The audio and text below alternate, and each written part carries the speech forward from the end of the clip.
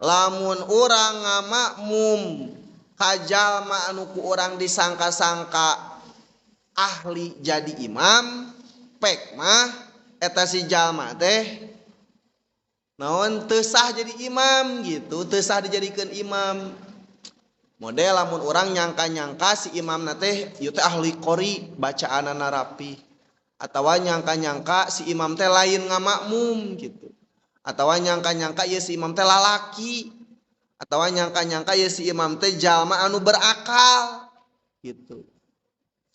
Pek mah eta si imam teh ummi lain ahli qori bacaanana butut, atawa eta si imam teh ternyata si imamna teh keur ngamakmum, atawa si imamna teh awewe gitu. Atawa si imamna teh gelo ternyata gitu. Aku malamun kitu cenah ada sholata wujuban, maka si jalma teh wajib ngabalikan deui kana salatna gitu.